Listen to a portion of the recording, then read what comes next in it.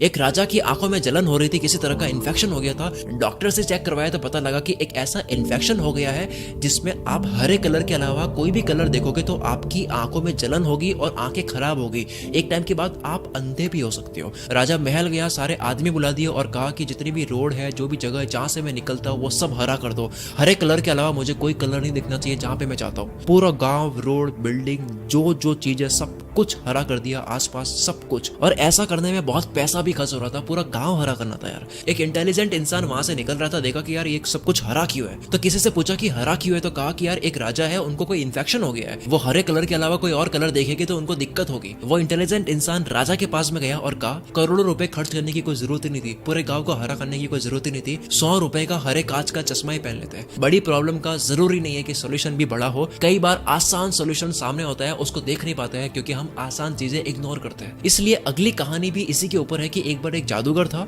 वो कोई भी लॉक खोल सकता था, कोई भी ताला वो तार को मोड़ करके खोल सकता था। एक होशियार इंसान ने इस जादूगर को चैलेंज दिया कि इस जेल में जाओ और अब लॉक को खोल कर दिखाओ। उसने बहुत ट्राई करा लेकिन वो खोल नहीं पाया, उसने हार मान ली। होशियार इंसान कहता है कि तूने बहुत ताले खोले होंगे लेकिन ये नहीं खोल पाया, पता है क्यों? क्योंकि ये अनलॉक था, इसको मैंने लॉक करा ही नहीं था। कई बार जो नहीं है वो भी हम सॉल्व करने लग जाते हैं, यानी कि बेवजह सोचने लग जाते हैं। एक राज्य में हर 5 साल में एक नया राजा बनाया जाता है और 5 साल कंप्लीट होने के बाद में उस राजा को एक ऐसे जंगल में भेज देते हैं जहां पर जंगली जानवर होते हैं और वो जानवर ही खा लेते हैं उस राजा को। एक राजा के 5 साल कंप्लीट हुए, उसको जंगल में भेज दिया गया और अब आया चालाक राजा। जब ये चालाक इंसान राजा बन जाता है तब वो लोगों से पूछता है कि 5 साल कंप्लीट होने के बाद में आप ऐसा कौन सा जंगल है जहां पर भेज देते हो। वो राजा अपने लोगों के साथ में उस जंगल में जाता है, देखता है कि वो काफी घना जंगल है, वहां पर काफी राजाओं की बॉडीज भी पड़ी है। राजा सोचता है कि 5 साल के बाद में मेरा भी ये हाल होने वाला है। उसने दिमाग लगाया और पहले ही साल में जंगल के सारे पेड़ कटवा दिए,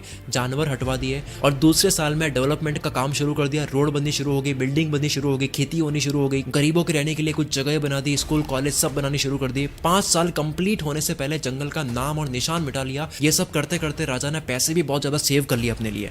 5 साल जैसे ही कंप्लीट हुए, राजा बोलता है कि मुझे भेज दो जहां पर आप भेजते हो हर परे। राजा को बोट में बैठाया जाता है क्योंकि जंगल का रास्ता नदी से आता है, तो बोट में बैठने से पहले वो काफी खुश होता है। लोग पूछते हैं कि आप इतने खुश क्यों? तो वो बोला कि हर राजा आता है, 5 साल राज करता है, मस्त रहता है राज करने में, और 5 साल बाद जंगल में जाता है। मैंने 5 साल केवल राज नहीं करा, मैंने कड़ी मेहनत से घने जंगल को शहर बना दिया। मेरे 5 साल यहाँ कंप्लीट हो चुके हैं, अब मैं जिंदगी भर वहां राज करूंगा जहां जा रहा हूँ।